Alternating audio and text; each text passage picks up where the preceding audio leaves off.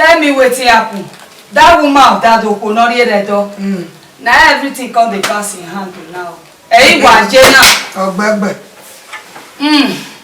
If they call me, it's just a cloth where you want bring for a picking. He still bring small come for you. You may be a wife go bring her for you. Go give you small money or you go buy. Now, I tell you, don't tire. That the woman had the money with the cloth where they bring for everything called the go now.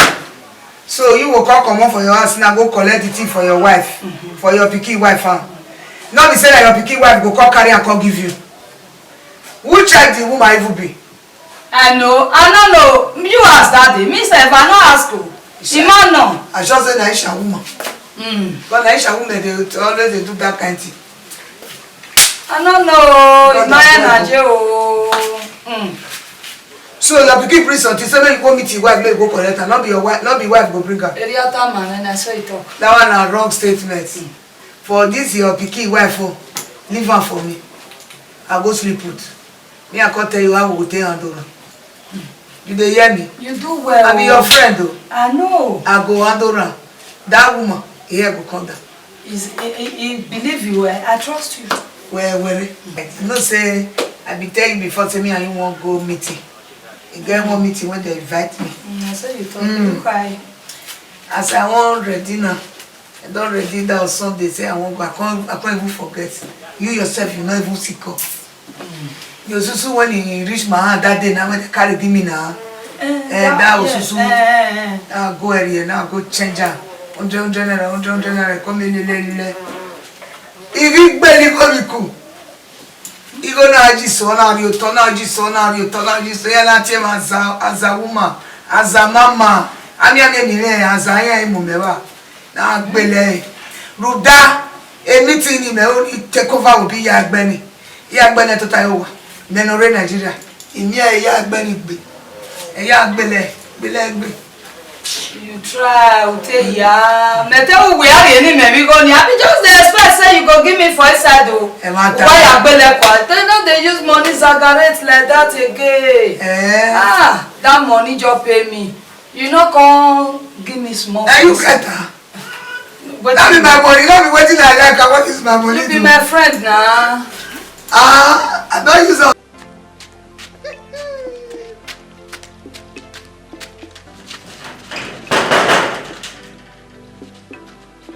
I don't know. I'm not getting it. Mommy, what's on you? Why you see him not keep back you up? No matter what woman. Then I make come back here wherever. I done your tickle. Anime. Okay, my little careful. How well? I'm a moment. No. Money when you work. We let's see it. Hold on you. And then anyway, you give me a go away. Me with your Daniel. Yeah, na we go away. Mommy, I'm going away. Mommy, I'm going away. On him, where are you? Oh, one your little they got more than you. I'm going to sit up. On him. On him, Mary. Mom, ready. Oh, me to get at your work. Go walk on your hair and so tight. Put your hair dead. Oh, who quit? Let go on your time.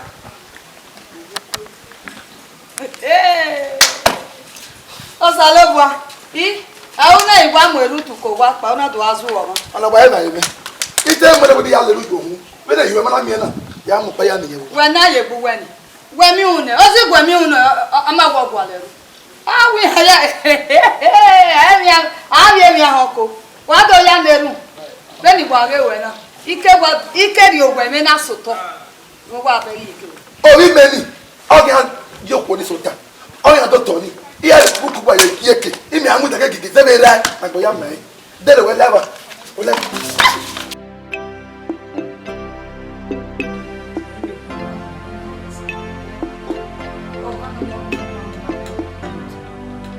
Emi awa adona. Baba. Momsi. What is still happening now? Eh? What are you doing? I don't tire. Waiting. Waiting again. What's wrong? Now your brother now, Sagi. Of course, I guess again. I can't get some away. Hey, yo, Jay. I saw we be around making no Jodoni. We're bonny. Eh? You don't do okay? Yeah. Do I cook it all done? Don't. Eh? Thank you, my pikin. La longa. They go where I give. Don't know really, no. So again. I'm going to see I go every man. Ah, yeah. Mercy. Avec bon Moussa, ça doit être Koyo. Ko. Il était monté dans la Ouais, when you want to metal they not we do not for Uwadiae. parce que il ne me voit, il ne me sati ni quoi pour non wa ya mais ni bime. It's that to Ogobuwe. Il m'a wa bana. Il veut ko wa mo na bodoni. Where wanna go me set me matter one thing. Si me you dey mu kan me ya o si e mai we mana ile ni bu ga bu we gwan je dio na we obuhame si mo se bodoni. Iru no wa mo ni ko na ko wa. Oh yeah you boy. Go here. Mama we there yo. Not your focus. Nana you see.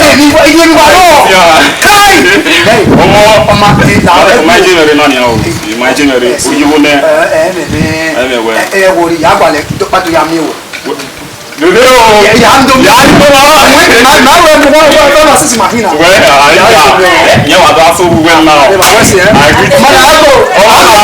Okay.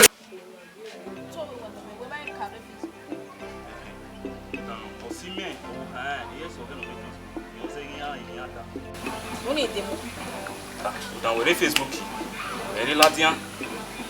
Hein? Ami ou pas ouais? Non. Le Facebook a ça non sort dans mais le Facebook a ça ni. Mais dans aussi mais yes il wa di kinya ali mi ou ouais. O we yi kan mi me na we me ga ise Facebook. Is one gwa le yes me here. Yes. E po we ka le me. I ka ta we o mo John we yi o se me so we we. Oni me. I o ga de mi na yi o be o suwe go o wa mi agboma gere. Odo ari go mu we so ke o ya wa ya gboda fun we se ebe we phone no. Me wa we so egbe ni. Me ne yes on Facebook on we bo. Oh, where's the bar li la bi ana ni me wonu bi ari go bi. Yes, of course. Who ya di go re any ma ro very o. Na wow. Mo e go me hia ga lonu ya. I can't be using my money for you. Who ya di re who is the ladian? You I will show. Who ya ladian? Yes, who ya di go re? A wiki where? Okay, me provide. Me provide abi. Ma be where wa na me provide. Give me what ya who ya ladian?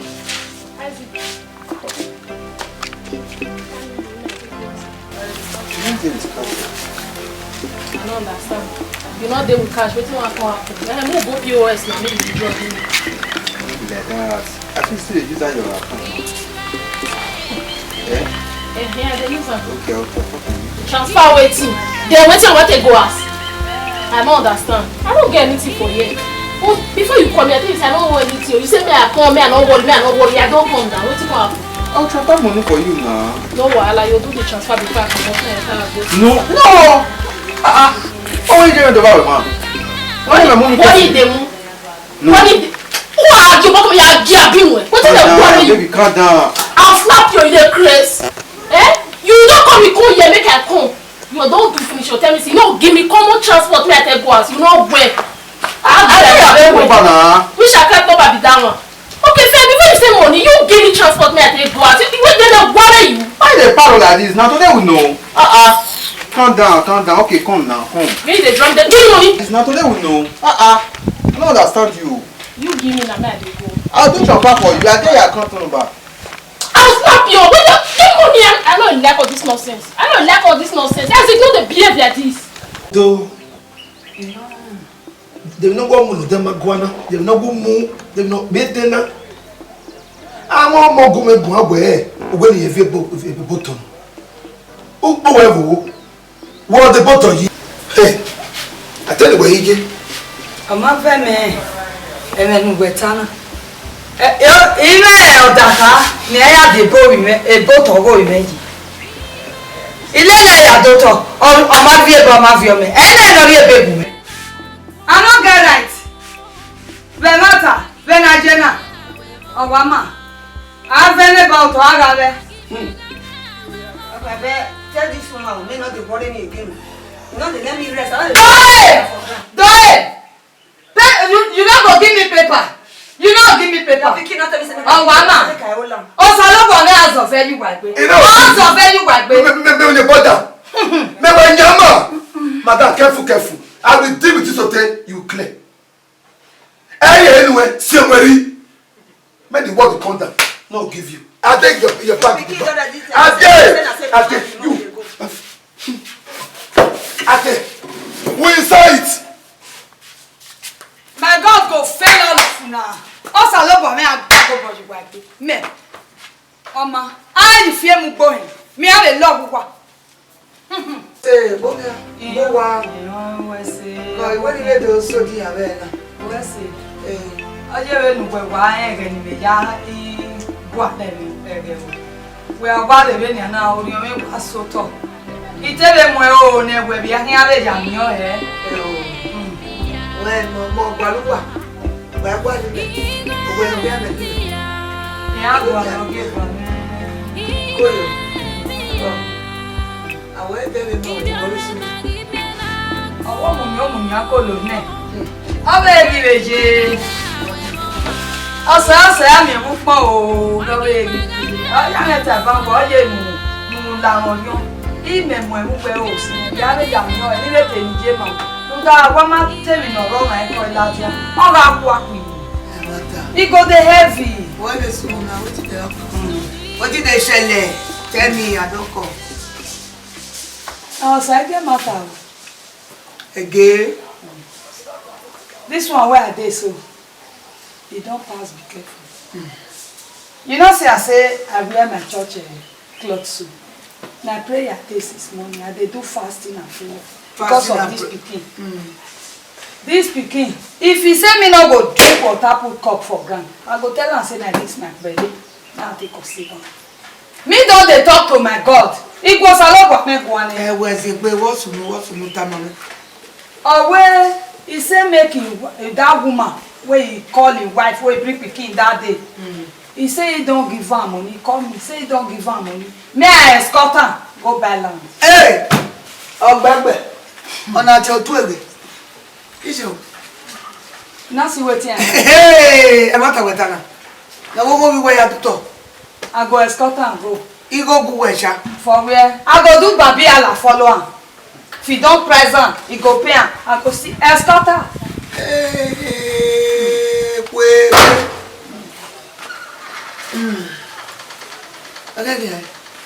Okay. Now me they tell you just now. Now make me wear this my cloth. Okay, this one this my church solve the problem. Now my church cloth. Now they pray since. So that I look at you, you go very well there.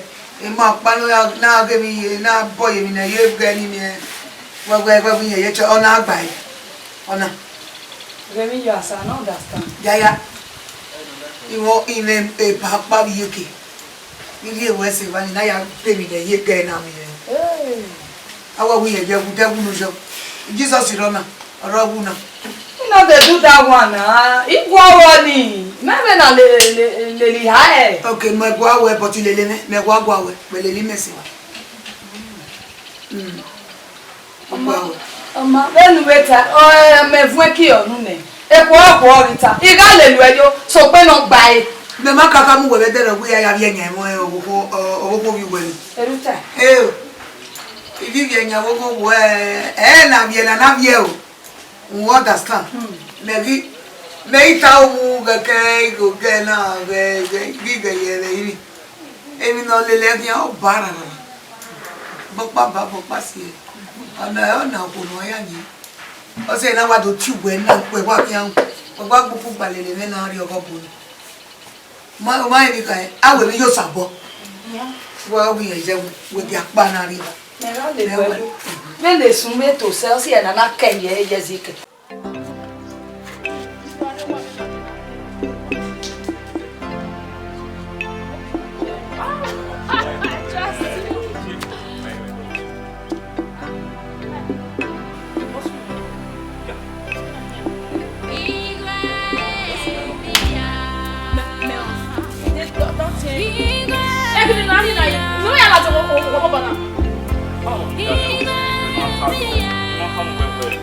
We have value next. They try to boy. Oh, boy, where you were. You may have put a glance. You must know wow. Oh, I'm you get Facebook. What friend on here? This will be one love. Soon you're not. One guy enjoy the I don't understand. People is this. Yes, man, not right as you. So now you get many plans for abroad. If you say for Facebook, they people looking for you. This person has settled with you. Say, you see. This is my new baby. Oh no, you're my boy. You're not the best. But what do you read? He made it fresh. That's the way I'm not. I want to go. So we are going. He may walk your man. Who are also said, I put humans here. He make humans somewhere. You know what I said? A man, they bay. Check my leg where. Who I we need to go? While on the show, when not on the show, where we are living out. We are living out. He said you be on the show if you don't know your work. As a so you are go Magwalo, I trust you. Hey. I'm not see, Mike, I'm not getting so regretful. You know why? As you been, that's what this woman do. So, from there, monkey go, another one see come. So my guy, I never hold one of the see person. Me I come go find Facebook. Me I go to find man for Facebook. Me I want give me money. Me I go to give you. You know why was now? He must why baby me and oh, don't tell me man. What's he call the job for say? I don't know. He matter to give for now. Your man go there. That go where go where you are. They go, they pay you. Pay me. This house let me pay if you know. Not pay put things. Yeah. I like it. Oh, lele. Wa edo wicha you. Your mother from me. I say you go on there. You wearing no mama. You not in me now. I fuck up. I know what charm again. Make you know what I make this one you be full stop. Huh? Ah, you don't. I'm not mama. Channel I know you.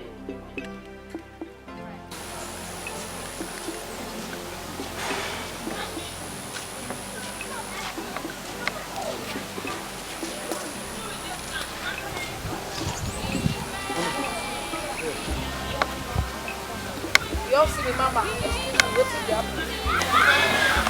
You not your yourself. That one is for me first. You all see me, mama. Excuse me, like say you just not get respect. Yes, but I just I'm not to get you like that. What's it happen? Yeah, I will. Emi o mede yimata na. O choge. If well, so wa do be me. If you yeri me fe ku amo. O se na bi na. Babo o mu o ni. Rafu ni. O chama bumbo. What was it? You like you, you know about. O se no ko. You like that.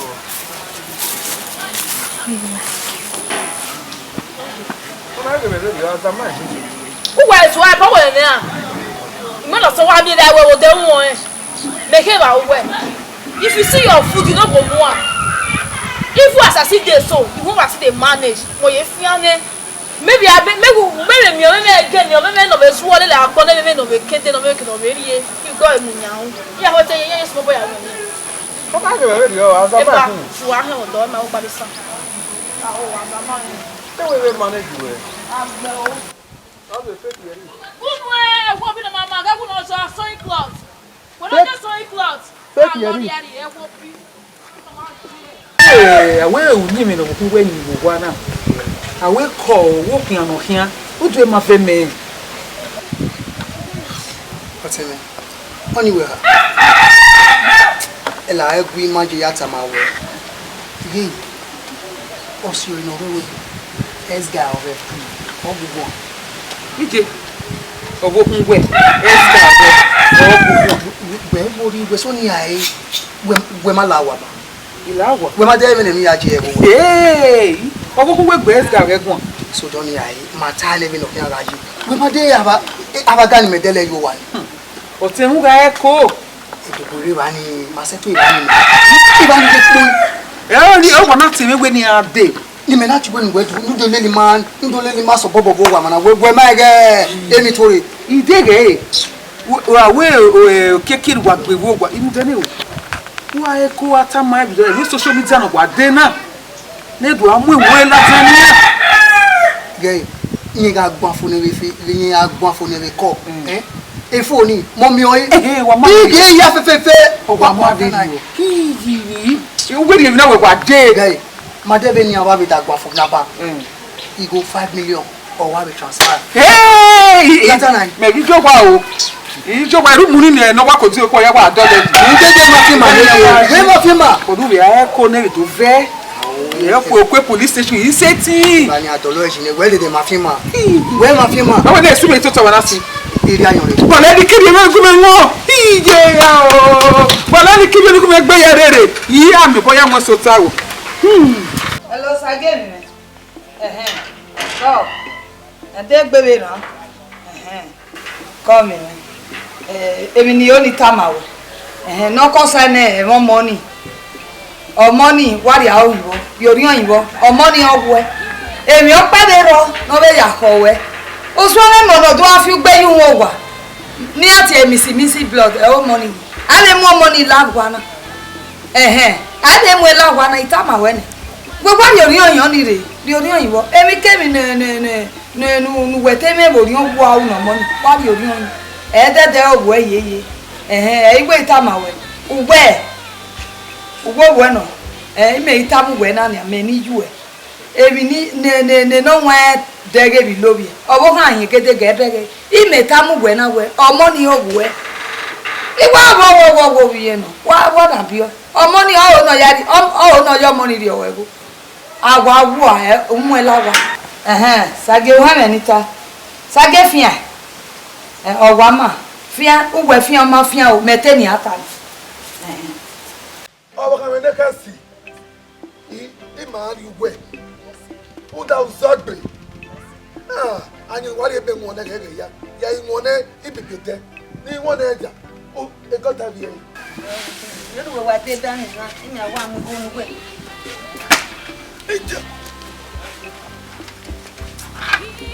o ko le pe oko e pada mo. Vamos a. Come. E pa jamo. Sabokia. Yo, abokia setia. Come ko. E mata. Pardon. Eni wa za mu ni a. Ni ma so e. Woni ti be kun o. E na o. Ya to na kina. Lai ma ri o ti wa na. Ma be gbe ma ha ya. You da e fi ma. Za nyi na ni. Obo ya fo igbe afisi. Eni ma ya gbe. Come on. You know we any when we do to be buy it. Wesi la ko ma gba oge o. Takabo. I ma to fo jo. Takabo. E ba le mo fo na we na wo fowo wa. Ni a mo ni ni. Ulo. E mo ya fi no e ko to ma bele ga. Ire ba. Ye go ya te pa. e ti bi me ni yo E mata. da we ni me ye ke ogun gba se. Na wo le gba. ni ja wa O ti gba ogun ji. Na wo le gba o ti gba ogun ji. ni apa ba me lo de bu we na Even no tana. go put money for your pocket Ew, of fool.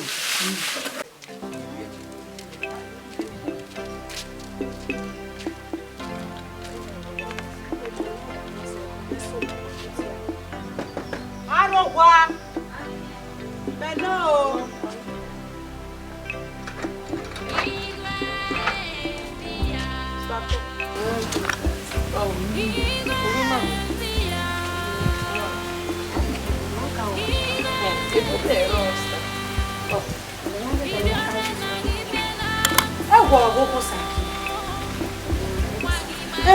Ọwọ́ àjẹgbẹ́ o. Ọmọ ló bí ẹ̀nẹ̀ ọ̀tẹ́rẹ́ o ṣàgé. Ẹ mà domi ẹ. Lórí ẹ làdí á ní ìdíje màá. Jẹ́ni màá kánú wà lọ. Ẹ ò lọ ẹ ò. Ọmọ ní lókè tán. Ọmọ ní màá ní màá domi. Ẹsẹ̀ wẹ̀ yẹn rọ wẹ́sẹ̀. Ìyẹn làdí á. Sato. Sato àná.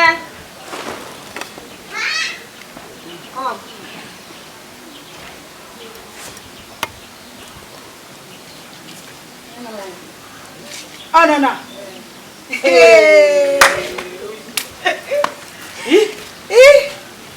Iwe na ma de ko bi je be ye. No tene porose. Iwe no ye na go le bo. Why na mi won por na. Imao. Wa ge ri wi je be na ge ku. Ba no na mo wa.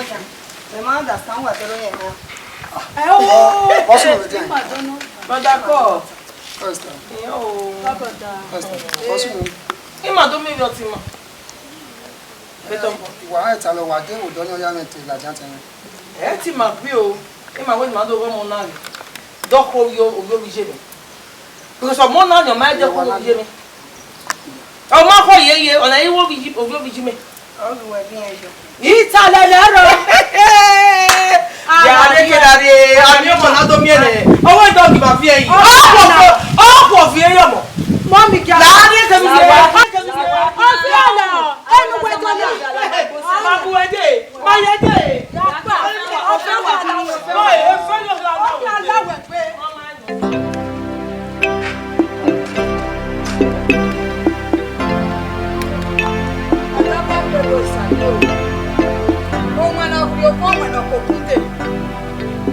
Ọ̀rọ̀ ẹ̀bú mẹ́mẹ́ bí a ní pé ga wọ̀.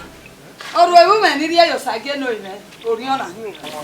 Ọ̀rọ̀ ẹ̀bú mẹ́ ní rí ẹ̀yẹ̀ òkò náà sọ́dẹ̀ mìíràn náà múre. Ọ̀wẹ́ ìmẹ́ ọ̀dàká náà yàrá ìbé mẹ́. Òpè ríró tó tọ̀ òpò ríró tó tọ̀ ẹ̀. Nọ́mọ́gẹ́ ọ̀sàgé rí dẹ̀gẹ̀ mẹ́ ní jẹ́. Nọ́mọ́gẹ́ ọ̀sàgé rí hẹ̀mẹ̀mẹ́. Nọ́mọ́gẹ́ ọ̀sàgé wẹ ìjẹ́ ẹ̀yìn kìyẹn ẹ̀. Òpè yìí náà kò ríró náà ríró tó tọ̀ ẹ̀. Ohun ọ̀nà kọ̀ọ̀kún dè ìyá òun pé ẹnu ẹ o. Ẹbọ pààyàn yìí ìyá òun pé ẹnu ẹ o. Wàá gé amú ẹ̀mí ọ̀mọ̀ mọ́. Wàá gé amú ẹ̀mí ọ̀mọ̀ mọ́. Òpè àná kò nànà ríró tó tọ̀ ẹ̀. Ìyá òun pé ẹnu ẹ. Ọ̀rọ̀ ẹ̀wú mẹ́rin ẹ̀gbìn ẹgbẹ́ gà wá. Ọ̀rọ̀ ẹ̀wú mẹ́ nírí ẹnu ẹ̀ nàhún o. Ọ̀rọ̀ ẹ̀wú mẹ́ nírí ẹnu ẹ̀ nàhún. Kéèké ní arìnrìn ajé gẹ́sẹ̀ ní àjẹsẹ̀ nẹ̀rí yàn o.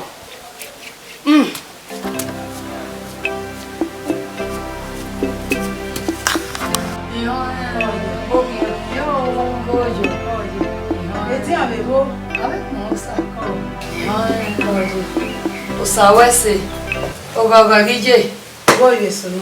wọn oko na ro to kege ni ade no to concern mo sagie o give up many na we hari me lati wọn ebe ta kwa na gele lati o ni me buwe bona isu àwọn na me wo to e bo to ri egun me Erika ino wale ko pa ugo won tene ni ma wo. o ka be Ti be kuta.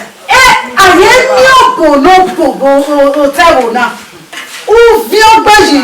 Erika de gbo ina wa me ladi. e baba ni àwọn na yeri ta olaye na kaka we imi ka ta lo Eri ona. obo yero e O wa ro oje. Sawese. O sawese.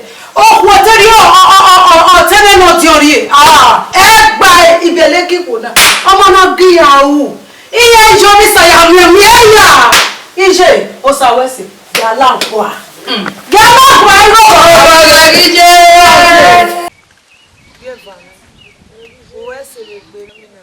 no yari ene latia ebi ne baba ni tama me ni u ina wa we ya Abi bibi. ni meta mu we na na ogbero anu gba no eti re si ije ori e ba ni ije bu aje ije wona ije gae o ma mi te wa mu me ni Sako. uwesi o ti awa se bube wa yo ya ma o Sako. salopua o salopua ri ewu egun me pe yare ikin ma gbon me Ọmọ agboya no. Eluwe ga so be dere me ma so we ale ni. Ọmọ agboya no ina be we you down because me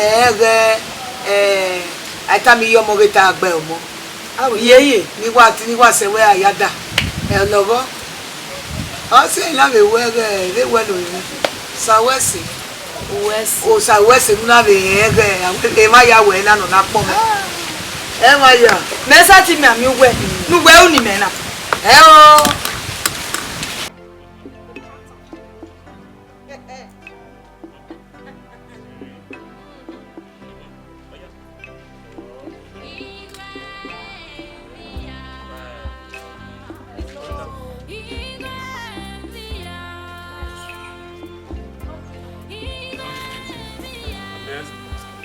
I'm not for here. Help me ask her. Shut up your mouth, man. I don't want to say I don't want to see this girl for you. If I don't, I start to do everything for you. I don't call her. I don't know what you come for here. Mike, I beg. this will not be the same person where I tell you say me I don't want to see for this house. What's the worry? Eh? She have to say, Mike, now I'm going to get the cash. Huh? Yeah. Mike, what do you take me for? You don't have money. Look me! And they talk to you. What did they do you? What did they do you, Mike? What do you take me for? Mike, carry this for you. No way. Anyone about me say. Don't for here. Come on.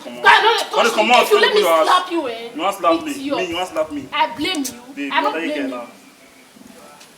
Mike, hey, that's you. Now what for now? I don't see money, but they got the cash now. Mike. You see money, but they cash on. And I so I don't see money now. You now she now say to you now too. Nah, this money so happy no one give you. See what going to be not gone. I see this girl for now sharp quality. Not say men are wise past men now. But they say this money so not be your own. Why not show me say you know wise? You understand? The girl they want to play with me, you know sabi. I will tell you say me now what you do. It's not I never see. If you like that, dash you. You don't see your life. You see your life. Useless man. Idiots. She can wall up this one now. You all lose two babe the same time. Oh, which can wall up this one now? See fuck up. And the baby all they try for me before. Why now?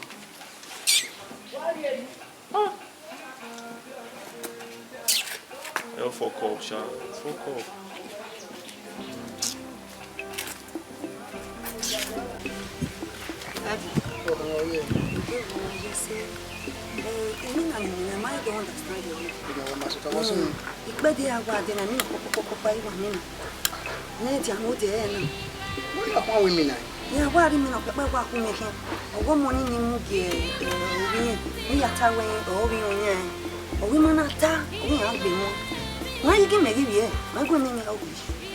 But when you come in, you remain when I can't wear. The reason I said about I give. Papa I give. And that's why the reason I saw. Jesus Christ. You say Papa don't get. Oh, I give him mafia. You mean I see you with bear no me on. What? I give him mafia. Oh my God. I will have Papa. I will go back. Maybe I will let you tell me. I give him mafia. And how did you know?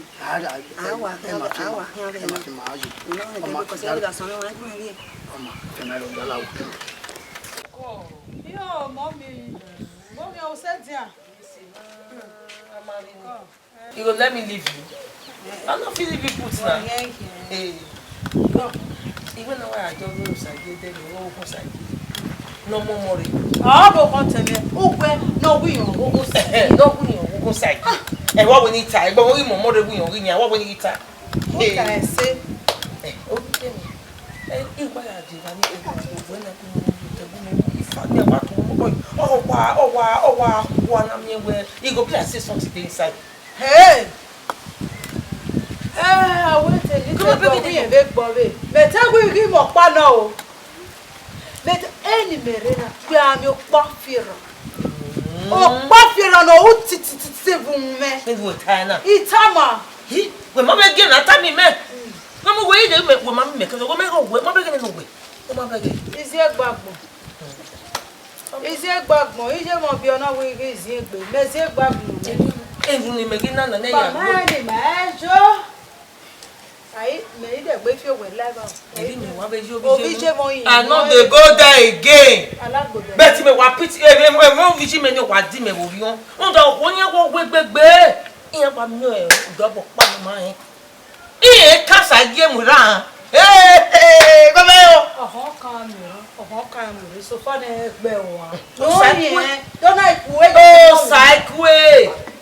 Oh, Sakwe. I don't so big. Oh, mamma, if you're calling here, I mean, no so zoom measurement, to salon bois. One walk to Yahweh. And not queer.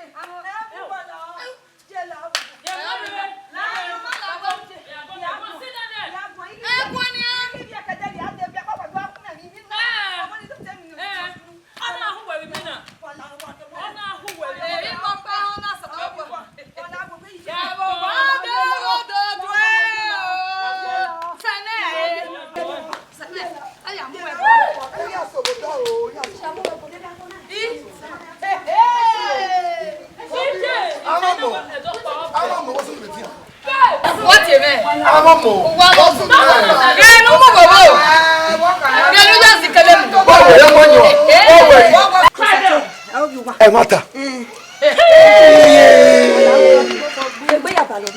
I want to let you up to her. I don't want to post the meal. I don't want you working. Me ba ka bu we fo awo ko na ko ma bo. We are kin ala ti ane. La ni a o tu ne. Wala wo gbe ya balo mi. I follow working. Ya koko. Igo ni jae mo po mi me. Imi oni mu jo. We money la wa. Oja ki ona mu le keke na 30 million. Hey, Mata, one more key. Yo no mu me. Yo no mu. Jagwa mo na yi go na ka e ka. Wala.